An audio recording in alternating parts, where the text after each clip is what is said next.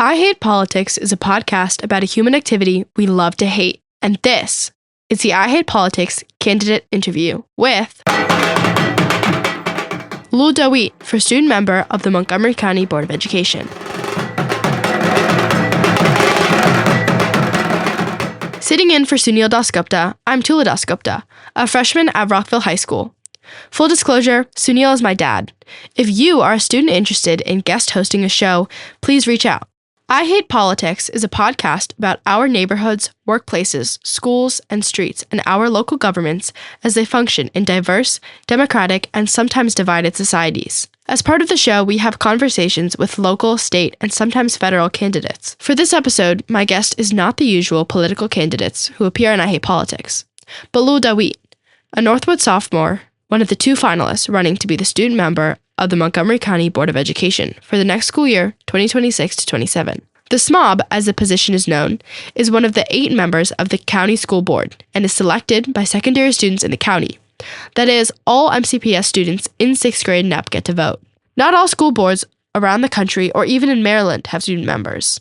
And even when they have them, they might not have full voting authority.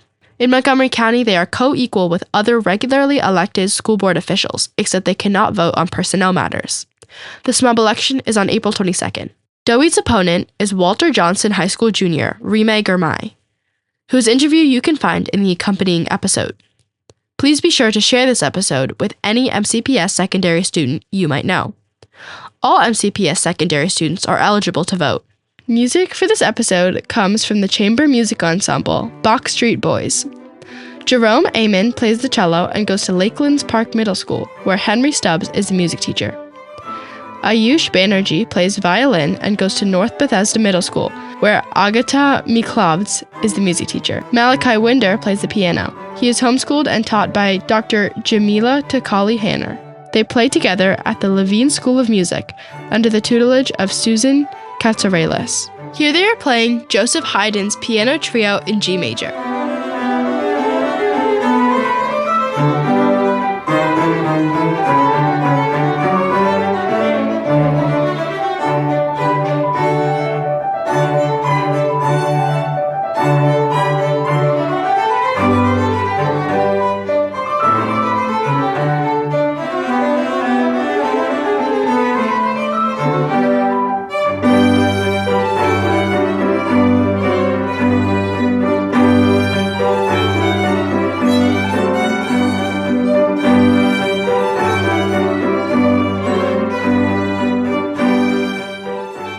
Leul Dawit, welcome to I Hate Politics. Tell me about yourself. My name is Leul Dawit. I'm a sophomore at Northwood High School, and I'm running to serve as your 49 student member of the board. So outside of advocacy, I'm a musician, athlete, and my biggest reason for wanting to serve as SMOB is, of course, the disparities that we see throughout our county. We are a rapidly evolving county, and with 160,000 students spanning from K through 12, it's obvious that we are honestly outdated in so many aspects, and we need to definitely improve on what we're doing.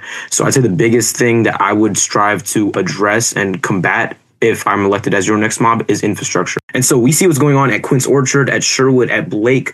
These are high schools that are renowned for their programs, whether it be from the arts, athletics, and to think that they have, honestly, ceilings that are literally falling to the ground, HVAC systems that are completely failing, non-existent, especially in such cold weather, is just abhorrent. It's insane to me. And so as SMOB, outside of pushing for the full funding of our operating budget, I additionally also want to ensure that our funding is adequately prioritized. I feel that a lot of it isn't prioritized equitably right now. Can you give some examples of where it's not prioritized equitably and where we're not using the full amount of the funding we have? Yeah, so I'd say definitely the biggest gap in infrastructure has to be the fact that, we're having 2 entirely new high schools being built right now. Northwood is actually currently at the Woodward building, which is hoping to be built by, I believe, summer 2027, so my senior year. And, I see in the capital improvement plans that, there's more money being allocated to Crown High School, which is the other school that is looking to be built. And, while students are at Northwood, while students are in a building that isn't even done, it's an active construction site, we're not even getting enough funding to finish that school. We see so many schools, whether it be at Walter Johnson or Albert Einstein, they are literally having to place more portables in their in the outside of their buildings to accommodate the excess amount of students that we have within MCPS. And so that is another huge thing I see as an issue regarding infrastructure within MCPS. So does that mean you would suggest taking funding away from Crown High School in Woodward? Or what are you suggesting? So actually at Northwood, once again, we had delays for spanning 2 years. So we were actually supposed to be done in summer 2025, so this school year. But, because of the delays and lapse in funding, we kept getting delayed. So I would not want to necessarily keep delaying, but if it means that, it's not going to automatically be done 1 year, why not maybe push it another school year?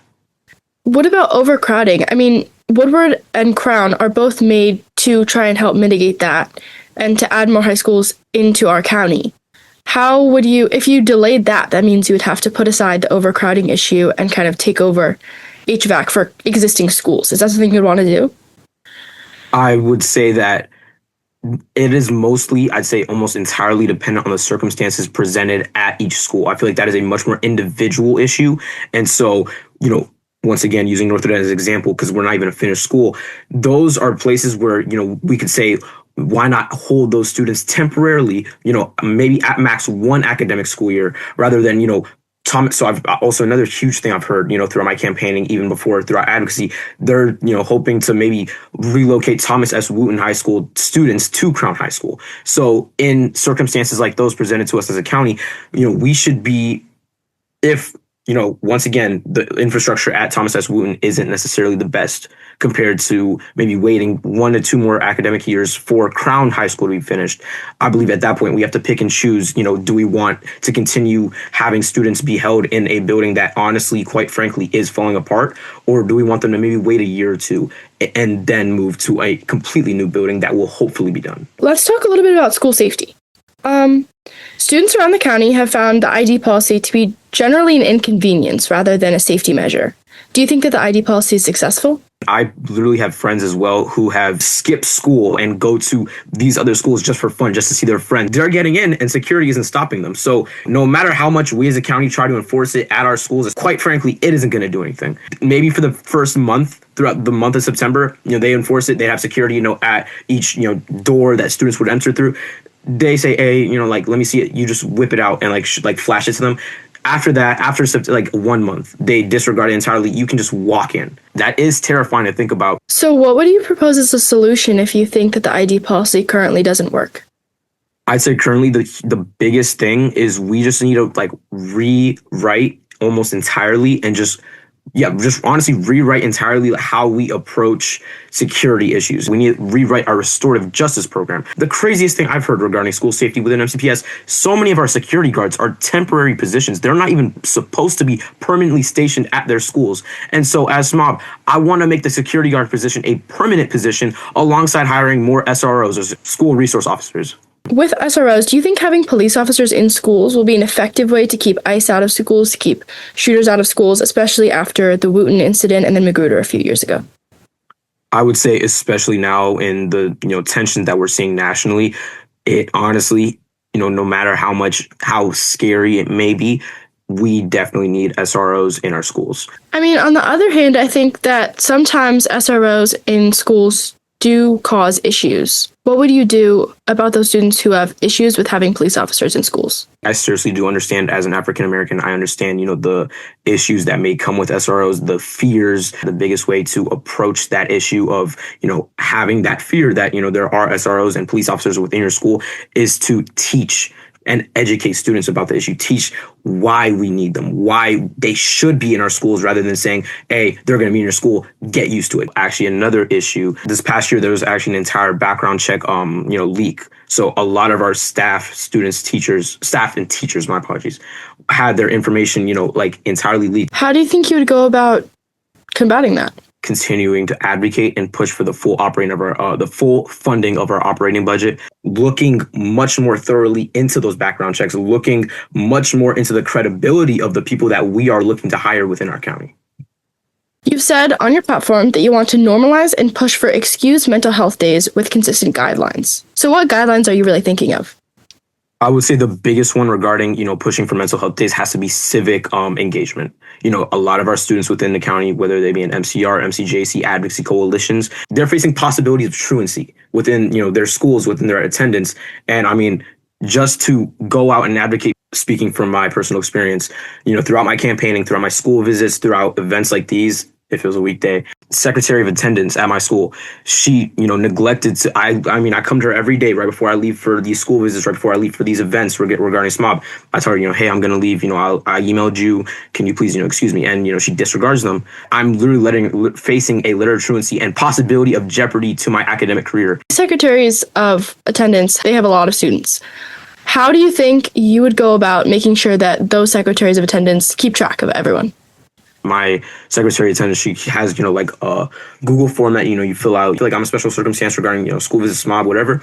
For people participating in athletic events and maybe other instances of civic engagement, it works very well. They're not receiving these, notices of truancy. So would you say that all times that students are out should be excused? I mean, I'm not sure. Sometimes it really is because a student isn't coming to school. I'd say, of course, we can't excuse the students who are obviously skipping, or if they're skipping for SAT days, actually. So SAT testing days, AP exam season, those, of course, are going to be unexcused. And I feel like during those periods, like those days, regardless of, unless you have a special circumstance, I feel like you can communicate with your secretary of attendance at your school. Unless you can communicate that with them and you're just, outright just walking out the doors, that shouldn't be excused. So I feel like during those seasons, so whether it be for SAT, PSAT, IB, AP exam season, I feel like those should be the times where you aren't necessarily allowed. Nobody's stopping you per se, but you won't be able to just say, I'm leaving school for this reason.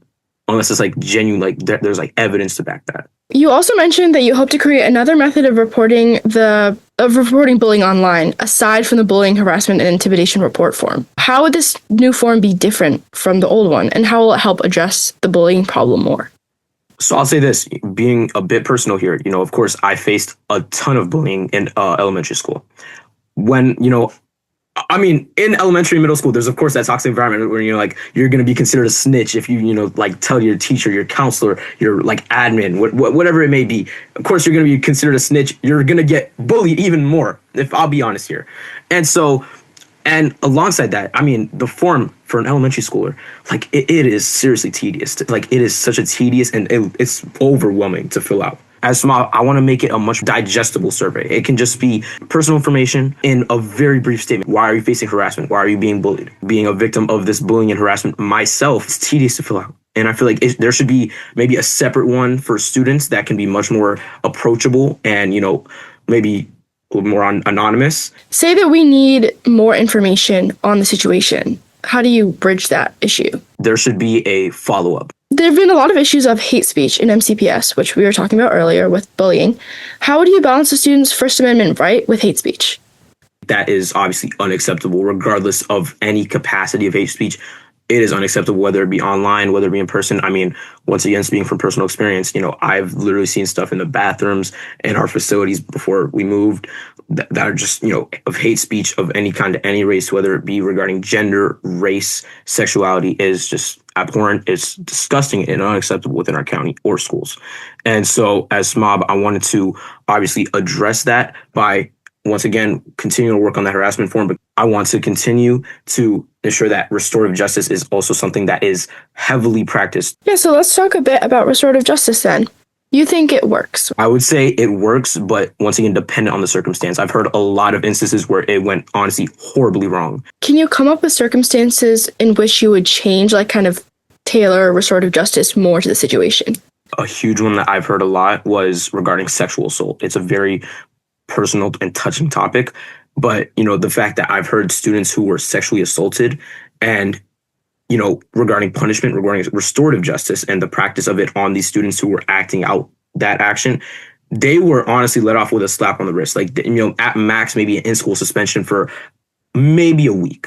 That is that is literally disgusting, man. That is truthfully a horrible thing. And to give that kind of punishment to somebody who may have traumatized that victim for life is inexcusable. So actually, why don't you explain restorative justice a little bit? Because I feel like it's kind of a really broad topic.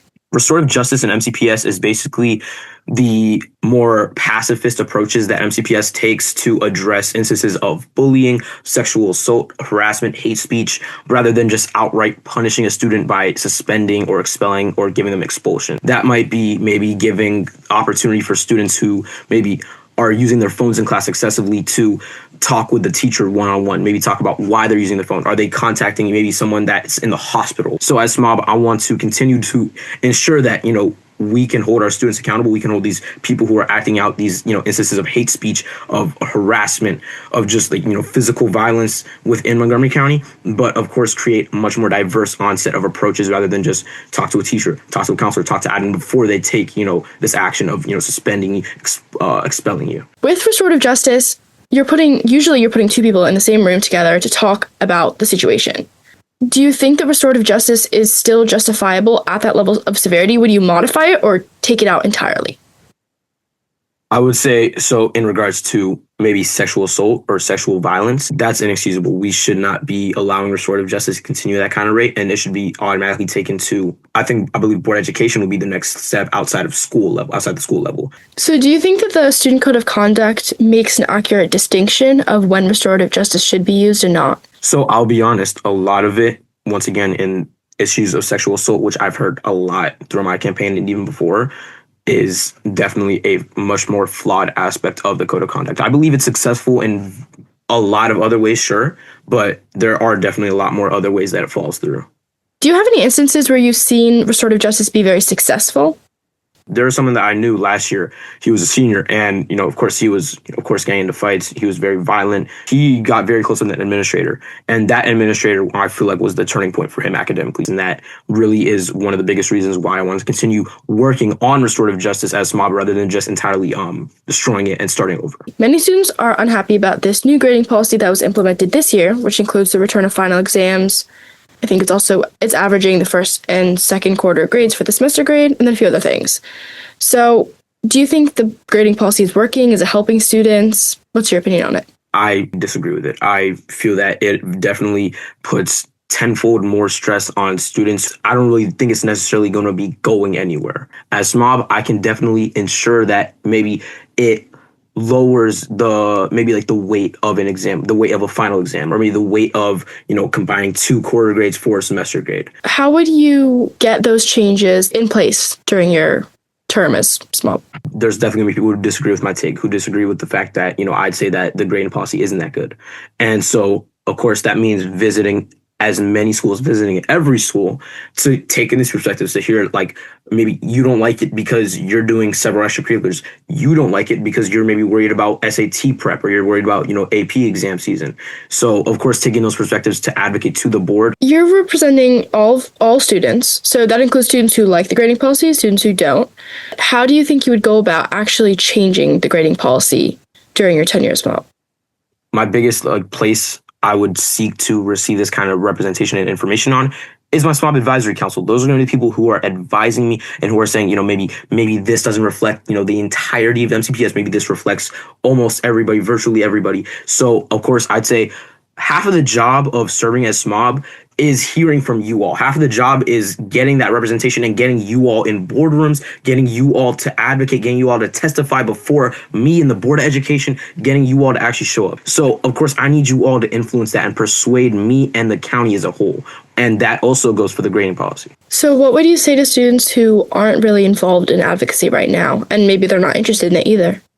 And so that actually is a cornerstone of my campaign. My biggest thing is representation. I mean, since elementary school, I have felt so disconnected from the process of advocacy up until maybe 8th grade, because I wasn't regularly going to these meetings. I wasn't, regularly showing up to these events, and I felt so out of place and so disenfranchised from these events because, all these people already had a head start. All these people are already from, the schools that are the schools and regions and areas of Montgomery County, much more affluent and much more accepting of people in these advocacy circles. And so the biggest thing as SMOB is that I want to break that. How would you go about kind of bridging those disparities for students who aren't involved in advocacy, students who are, and kind of how they're associated with each school? Yeah, so like I mentioned earlier, my biggest thing outside of outside of visiting every single school, is I want to keep showing up to like I want these extracurricular events. I want to show up to every single athletic event, every single artistic event, whether it be musicals, concerts, plays, because that's where you meet those circles of people. That's where you connect with them, you network with them, and those are the people that I want to bring. I want to bring every single one of you to the boardroom. I want to bring every single one so that we ensure that there aren't people who are feeling disconnected from the process like me just a few years ago.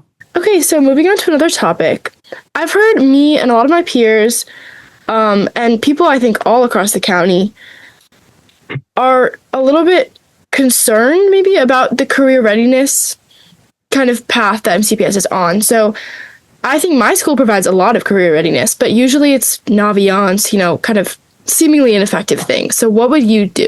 I'd say the biggest thing we can do right now combating like the gap in opportunity regarding the Career Technical Readiness Program, or CTE, is getting more of those programs across the school. We only have 2 currently at Thomas Edison and Seneca Valley High School, and those are only for like a select group of lottery applicants.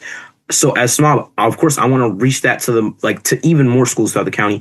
And the other biggest thing that we can do as SMOB, especially with the boundary studies, if we're going to capitalize on that, is the program analysis that is also going in hand with the boundary studies, because those are the ones that provide the huge hands-on learning opportunities for students, whether it be from medical to artistic to scientific. Those are the programs that provide those hands-on readiness programs for students who might feel that a 4-year traditional college isn't suitable for them.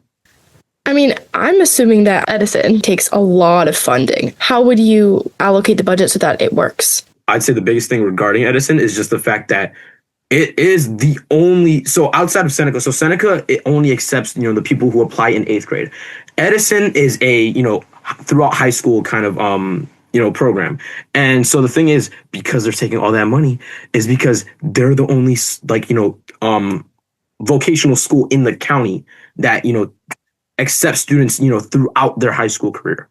And so as SMOB, of course, I want to expand that kind of opportunity to other schools across the, or maybe even create entirely new CTE schools that are, focused entirely on career readiness. I mean, I'm just wondering how we would kind of find the funding for that, even if we're updating existing programs, adding new ones.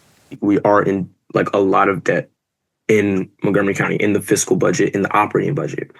And so, of course, that means rethinking our priorities. We need to obviously continue to pick and choose what is needed right now.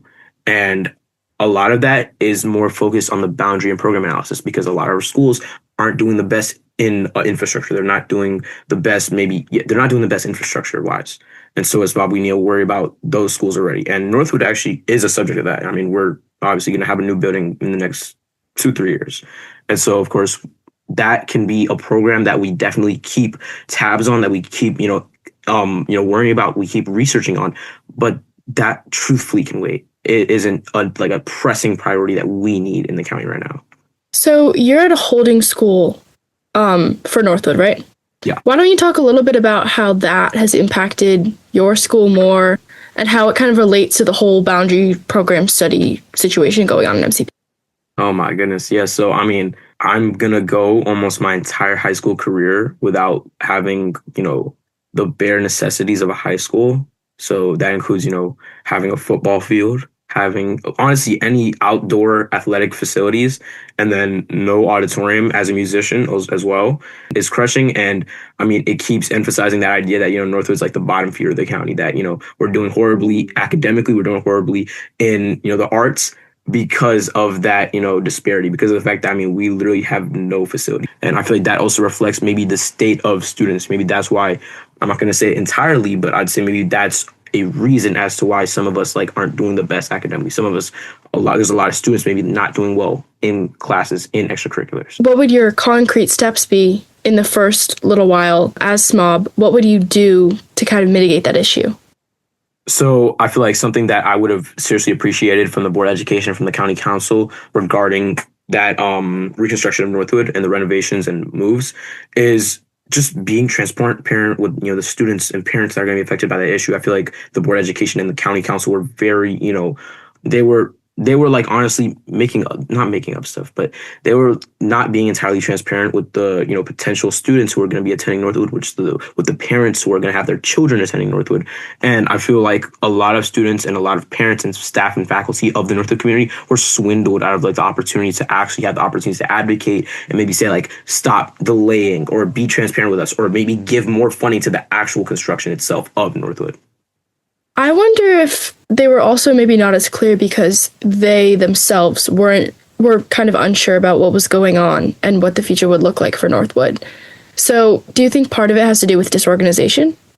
I'd say definitely because, the biggest thing, this, construction has been planned since 2019. So the biggest issue that came with the construction had to have been the COVID-19 pandemic. Outside of that, there was also, of course, that lack of organization. There's no like harmony in actually coming together and ensuring that there isn't any more delays. We've talked a lot about your platform so far. Is there anything more you want to mention? The other biggest thing is just ensuring that we have adequate, food for our students. I have a lot of severe allergies. I have a lot of stuff regarding peanuts, stuff like that, right?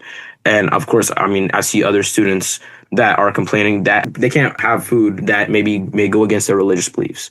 And that, of course, is something that needs to be changed. Can you explain what it actually takes to get lunches added? Because in my experience, I've heard a lot of SMOBs say that they were going to add dishes to the lunch menu. And I've only seen maybe 1 or 2 dishes added to the menu. I'd say the biggest thing that I've heard regarding food and menu items throughout my school visits, throughout my campaign, is having halal items. There's a lot of students who are, Islam. And of course, we need to ensure that we're reflecting that diversity by ensuring that we have food that, students can actually eat and enjoy at our schools. Working with the Department of Food and Nutrition Services, pushing for, the funding to that, but then also getting the student output. So hearing maybe you want this because you have an allergy, or you want this because you have a religious, reason. Well, that's all the questions I have for today. Thank you. Seriously, thank you.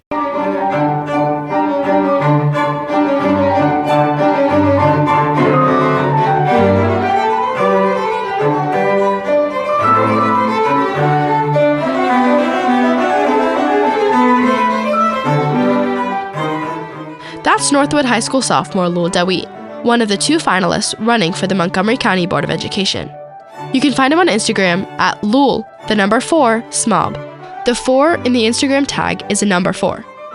You can find his opponent, Remaker Mai's interview in the accompanying episode. All MCPS secondary students are eligible to vote. If you know secondary school students, please share this interview with them.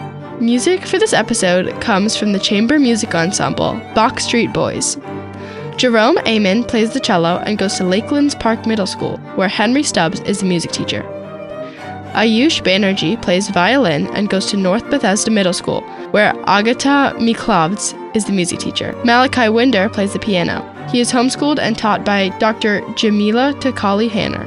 They play together at the Levine School of Music, under the tutelage of Susan Katsarelis. Here they are playing Joseph Haydn's piano trio in G major. If you want to share your music on the show or know someone who wants to, please email us at producer@ihppod.org. I hope you will listen, like, and share the show as we bring you stories about politics close to you and to your home. See you next time.